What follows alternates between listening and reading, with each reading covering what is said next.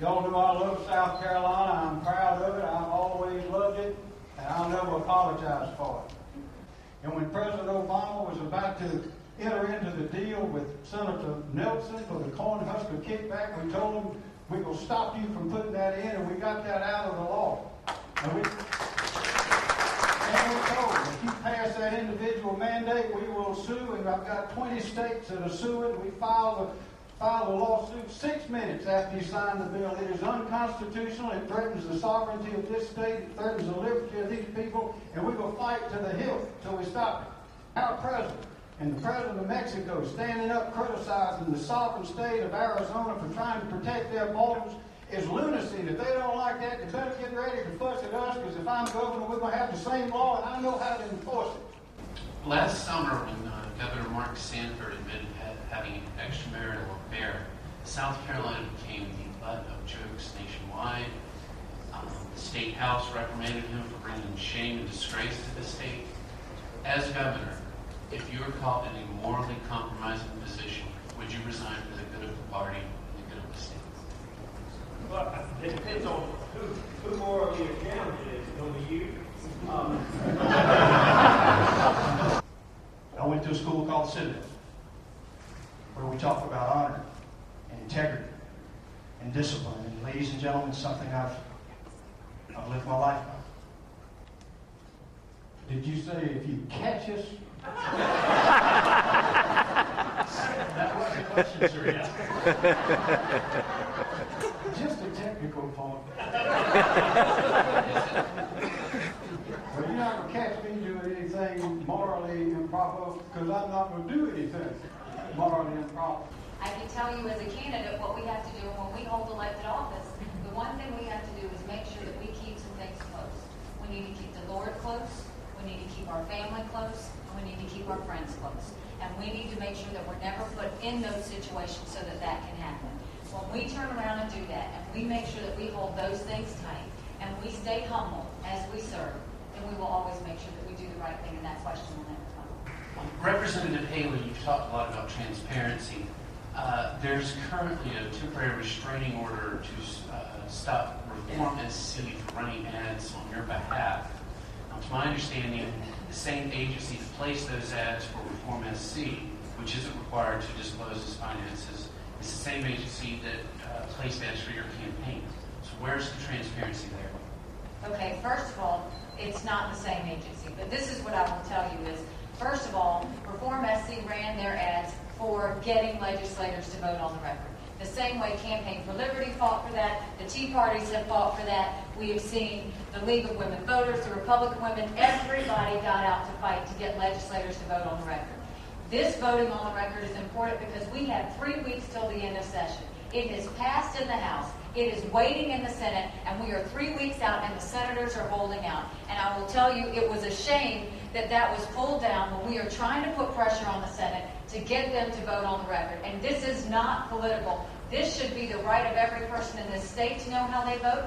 I am as transparent as anyone, and I can tell you, no more did I have anything to do with the radio ads that were run against Representative Cooper in the upstate by Campaign for Liberty or whatever groups those were. Did I have anything to do with the Reform SC? But I will tell you this, I am grateful for every group that has stood up to get legislators to vote on the record, and I will thank them every day of the week for helping me. With all due respect to Representative Haley, I heard this on the record voting, but she wasn't there for the vote.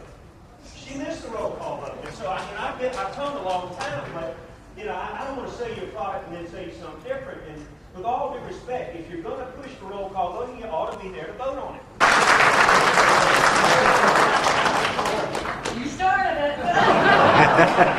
First of all, I will tell you, this is a 2.5-year battle. I lost every position I hold in the House and was stripped of every position I had in this fight to get legislators to vote on the record long before there was ever a gubernatorial campaign. There is no one that can tell you I don't have the bruises to show for that. I will tell you it is a passion of mine. It is something that I think is deep and true and owed to every person in the state of South Carolina, and the legislature was not happy with me. And Lieutenant Governor Bauer, I will tell you, the day of that vote, this is what happened. I went in there that day. I had a speaking engagement with the Greenville GOP Republican women that afternoon. I happened to Facebook it and tweet it. And then what happened was the legislature turned around, saw me walk out, And they turned around and decided to waive printing that day and said, let's go ahead and vote on this today instead of Tuesday when they were supposed to vote on it. You know what? I applaud the General Assembly for voting legislators to vote on the record. If I wasn't there, I'd take that, but I'm thankful that they voted it, and I'm not going to get caught down in the fact that you're picking a little day that I wasn't there, because the 2.5-year fight is the reason that the House overwhelmingly voted to have every single vote on the record. And I'll continue that. I'm getting paid to do a job. We left the debate. I went back to the Senate and stayed there until after 4 a.m. to be there to do my job. I didn't leave. Mr. Lieutenant Governor, excuse me for interrupting, sir, but I think we're getting into rebuttal on rebuttal on rebuttal. So, I tell you, listening to Audre and Nikki there for a while, I know Andre's a bachelor, but I was starting to think maybe y'all were married. I'm sorry, Mr. Lieutenant Governor.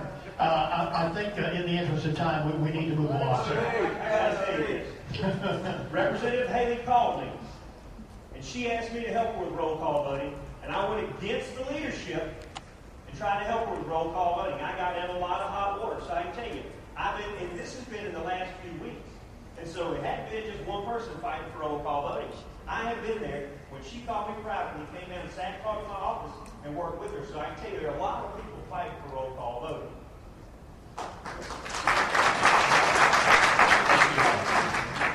Thank you all indeed. We'll let Judge Judy, I think, sort that out. Attorney General, Congressman, the rivalry between your respective political consultants is a little bit of a legend in South Carolina.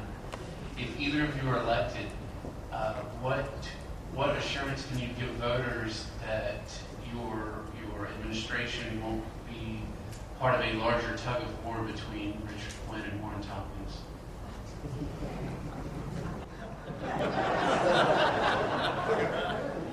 I'll see what you say, Butch.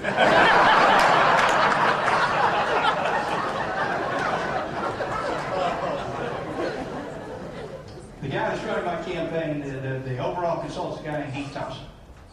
And Heath ran my first congressional race. I believe in Heath. I trust him. I love him. I think he's done a fantastic job. But, you know, politics is politics. Governing's government. When I was elected Should we just put you down for what he said to us? Yes.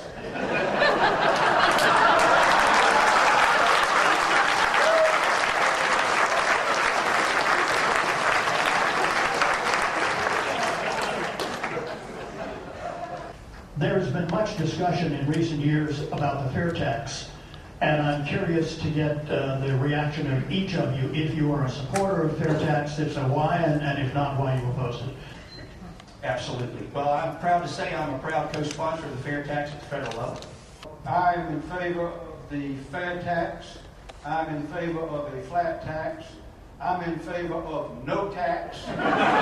Absolutely, I'm for the fair tax. As an accountant, the tax structure is something that I care deeply about. What I can tell you is the fair tax is the one move that I think is going in the right direction because it rewards people for being successful. I agree with the fact they want to eliminate the corporate income tax. I agree with the fact they want to eliminate the personal income tax.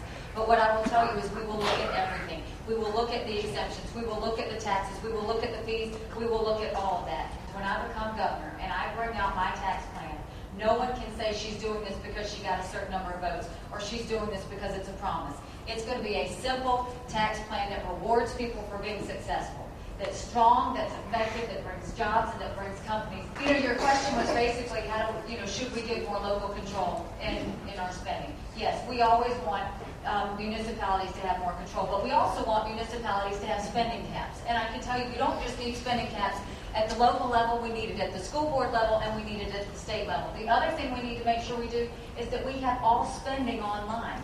You are busy and will probably never look at it, but if they know you can see it, they'll have to behave with how they spend it. I compare it to a teacher in the classroom. When the teacher's in the classroom, the kids are fine. When the teacher walks out of the classroom, what happens? The kids cut up a little bit. Not because they're bad kids, but because they can.